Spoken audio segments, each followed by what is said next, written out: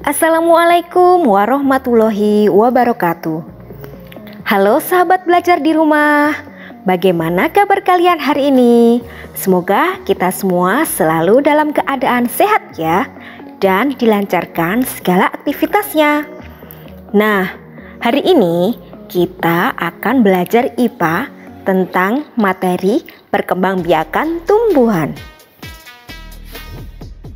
Perkembangbiakan tumbuhan dibedakan menjadi dua jenisnya, yaitu perkembangbiakan tumbuhan secara generatif dan perkembangbiakan tumbuhan secara vegetatif. Yang dimaksud secara generatif yaitu perkembangbiakan makhluk hidup yang terjadi melalui perkawinan atau penyerbukan. Sedangkan yang dimaksud dengan vegetatif yaitu perkembangbiakan makhluk hidup yang terjadi tanpa perkawinan atau penyerbukan. Jadi, sudah jelas bedanya ya antara generatif dan vegetatif. Kalau generatif berarti terjadi melalui perkawinan. Sedangkan vegetatif berarti terjadi tanpa perkawinan. Sekarang kita akan membahas perkembangbiakan tumbuhan secara generatif. Perkembangbiakan tumbuhan secara generatif itu artinya melalui perkawinan atau penyerbukan. Perkembangbiakan generatif dialami oleh tumbuhan berbunga. Tumbuhan berbunga inilah akan mengalami perkembangbiakan secara generatif melalui apa? Yaitu melalui bunga. Nah, pada bunga disebut adanya proses penyerbukan. Apakah yang dimaksud dengan penyerbukan? Penyerbukan adalah bertemunya sel jantan dan sel betina untuk menghasilkan pembuahan, atau jatuhnya benang sari ke kepala putik. Sekarang kita akan membahas alat perkembangbiakan secara generatif pada tumbuhan, yaitu bunga. Nah, kita akan membahas tentang bagian-bagian bunga. Jadi ini ada gambar struktur bunga. Bagian bunga yang pertama adalah dasar bunga. Dasar bunga ini fungsinya adalah sebagai tempat bertumpunya mahkota dan bagian-bagian lain pada bunga. Selanjutnya adalah kelopak bunga. Kelopak bunga berfungsi untuk melindungi mahkota bunga ketika masih kuncup dari serangan hama, baik itu ulat, wereng, maupun yang lainnya. Bagian selanjutnya yaitu bakal biji. Bakal biji atau ovulum. Fungsinya sebagai tempat terjadinya proses pembentukan biji untuk kemudian menghasilkan biji yang matang. Biji biasanya berkembang dalam bakal buah. Bagian selanjutnya adalah bakal buah. Bakal buah atau ovarium fungsinya adalah sebagai tempat berlangsungnya pembuahan, di mana terjadi peleburan antara sel jantan dengan sel betina, sehingga dimungkinkan terbentuknya bakal buah. Bakal buah ini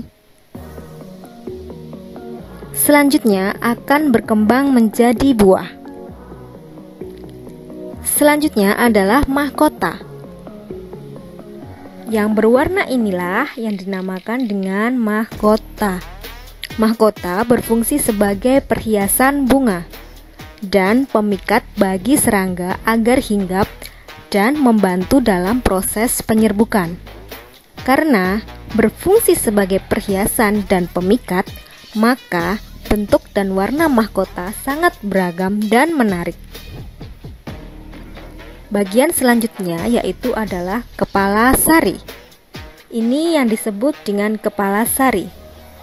Kemudian yang panjang di bawahnya ini adalah tangkai sari. Keseluruhan ini yang disebut dengan benang sari. Benang sari fungsinya sebagai alat perkembangbiakan jantan pada bunga. Bagian selanjutnya adalah kepala putik. Kepala putik ini berfungsi sebagai tempat melekat dan masuknya serbuk sari yang berasal dari kepala sari untuk kemudian ditransfer ke bagian ovarium melalui tangkai putik.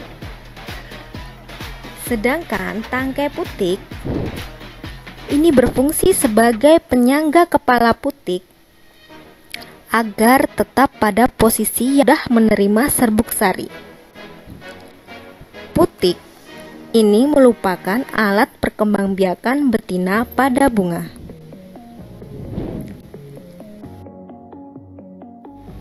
Perkembangbiakan secara generatif dilakukan dengan penyerbukan dan pembuahan. Yang dimaksud dengan proses penyerbukan adalah peristiwa jatuhnya serbuk sari ke kepala putik.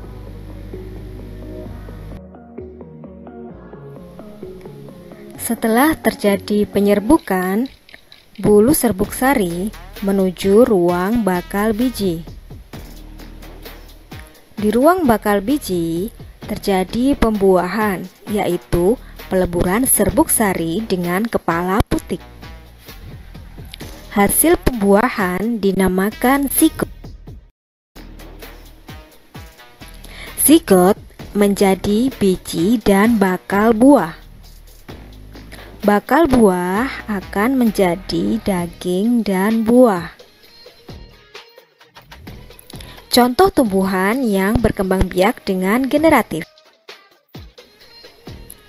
jambu merah, kedelai, jagung, mangga, padi, dan rambutan. Nah, itu tadi adalah perkembangbiakan tumbuhan secara generatif. Untuk perkembangbiakan tumbuhan secara vegetatif akan Ibu sampaikan pada video selanjutnya. Jangan lupa apapun materi hari ini harus kalian catat ya, agar kalian lebih memahami lagi materi ini dengan baik.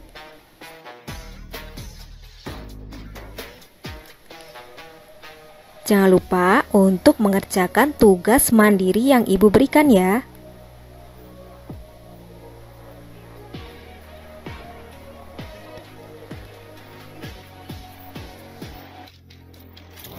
Nah, demikian yang bisa Ibu berikan pada hari ini. Jadi, apapun yang kalian catat kali ini harus kalian pelajari lagi agar kalian lebih memahami dan lebih mengerti materi kali ini. Walaupun kita belajar dari jarak jauh atau belajar online, Ibu harapkan kalian tetap semangat belajar ya. Nah, demikian yang dapat Ibu berikan.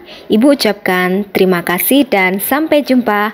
Wassalamualaikum warahmatullahi wabarakatuh.